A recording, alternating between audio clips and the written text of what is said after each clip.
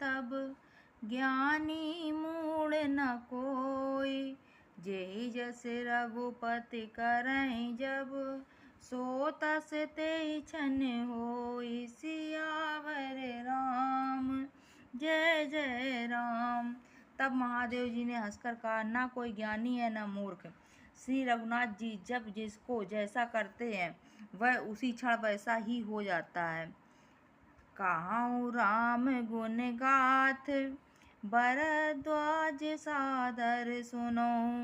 भव भंजन रघुनाथ, भज तुलसी तज मान पद। याज्ञवल्क्य जी कहते हैं, हे भरद्वाज, मैं श्री रामचंद्र जी के गुणों की कथा कहता हूँ, तुम आदर से सुनो।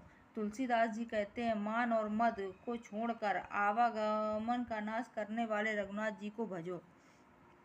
हिमगिरि गुहा एक अति पावनी, वह समीप सुर सुरी सुहावनी।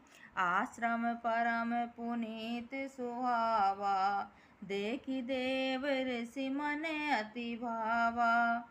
हिमालय पर्वत में एक बड़ी विचित्र गुफा थी। उसके समीप ही सुंदर गंगा जी बहती थी। वह परम पवित्र सुंदर आश्रम देखने पर नारद जी के मन को बहुत ही सुहावना लगा।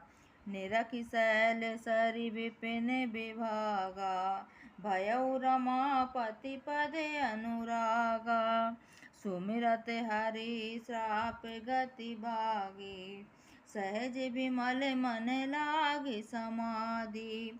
पर्वत, नदी और वन के सुंदर विभागों को देखकर नारद जी का लक्ष्मीकांत के भगवान के चरणों में प्रेम हो गया। भगवान का स्मरण करते ही उन नारद मुनि के शाप की, जो शाप उन्हें दक्ष प्रजापति ने दिया था और जिसके कारण वे एक स्थान पर नहीं ठहर सकते थे, गति रुक गई और मन में स्वाभाविक ही निर्मल होने से उनकी समाधि लग गई।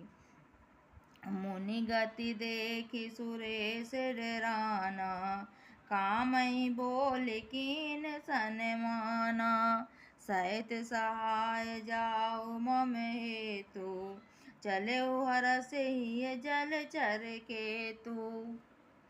नारद मुनि की यह तपोमयी स्थिति देखकर देवराज इंद्र डर गया।